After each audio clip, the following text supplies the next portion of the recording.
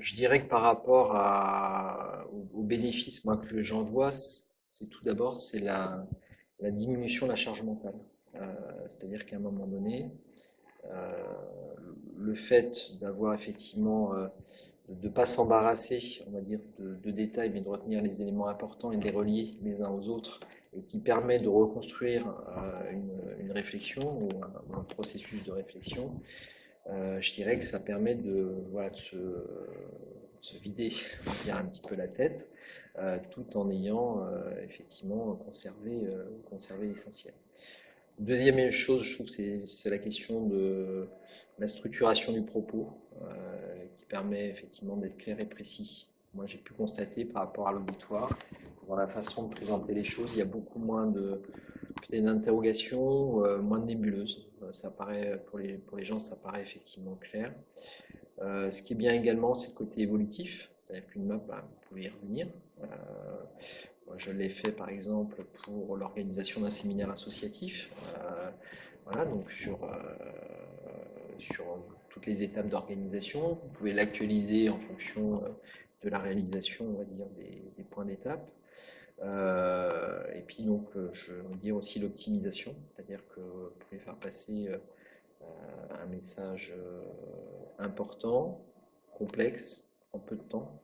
Et c'est vrai que quand vous êtes, je dirais, face à des décideurs locaux qui, pour le temps, est compté, en tout cas, ça permet d'avoir un propos peut-être qui percute un peu plus ou sur lequel, en tout cas, il y a une meilleure appropriation à la fois des enjeux, du problème, en tout cas, du problème ou du dossier que vous venez présenter aux décideurs locaux.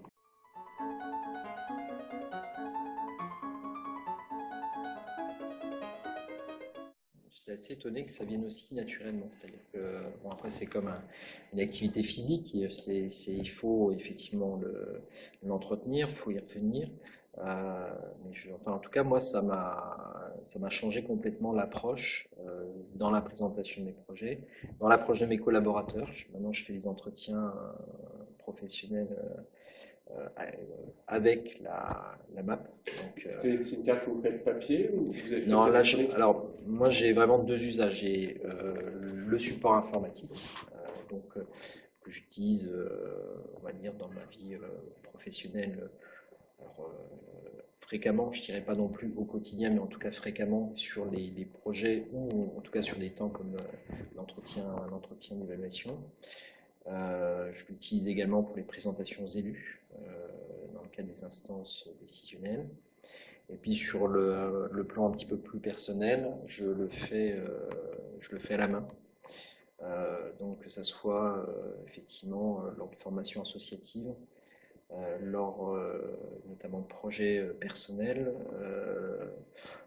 également sur même des sujets professionnels, ça m'arrive effectivement de pouvoir l'utiliser. Donc je me suis constitué un petit carnet et donc dans lequel je compile